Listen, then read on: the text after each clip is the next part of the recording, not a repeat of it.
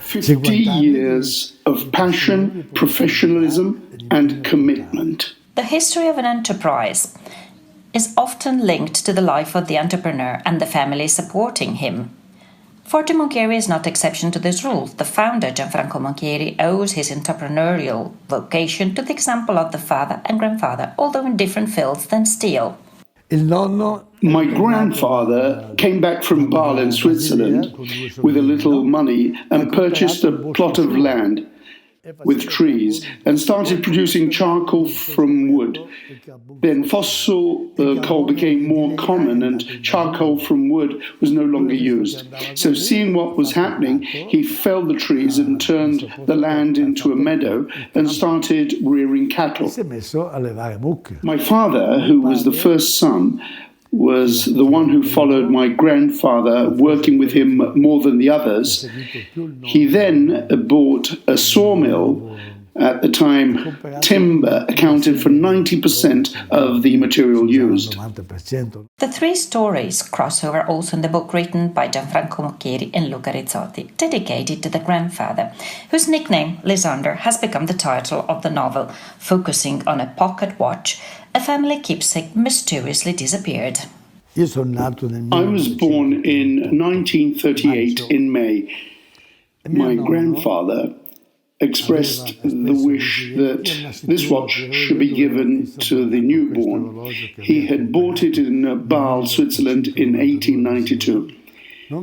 However, my grandfather died a month before I was born, and during the funeral this pocket watch disappeared. It was a precious object, and at the time the members of the family used to talk about it. I remember this distinctly as a child. 3 years ago, a goldsmith calls me and says, "I have an object here which could be of interest to you." It's a pocket watch. I immediately understood what it was. I went to see him. He showed me some documents, the purchase papers from Basel. I conducted an investigation and thought I should, with the help of an expert, write this book. Monchieri also tells us about the Italian economic boom at the end of the 60s. Industry in Italy is different compared to what it is, say, in France or Germany. People here erroneously think that Italian industry was built by companies such as Fiat, Montecatini, Montedison. On the contrary, it was made by workers who started their own businesses, technicians, engineers that would try. To set up a company, you needed to be pragmatic, get your hands dirty, so to say. All first-generation companies were built by people with their hands. Monchieri gets his diploma, follows his grandfather's footsteps in Switzerland, comes back to Italy, and at 32 becomes workshop director in a forging company of the industrial cluster in Lumezzane.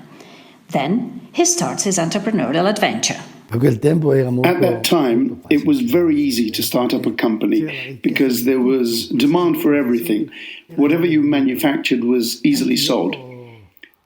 And so I was a manager at the time, and I, along with my brother-in-law, who was unemployed, we rented this small warehouse. We bought a power hammer which came from Germany. Germany was a little more ahead and was beginning to scrap some equipment. What's more, in this area where we are now, there was a large plot of land, which was a state property airfield. So we came here, took over this plot, and we built our first building, and then we bought some equipment and we bought some power hammers, and we started our venture in 1970. I knew the clients. It was easy to get started. It was more difficult to get to where we are now.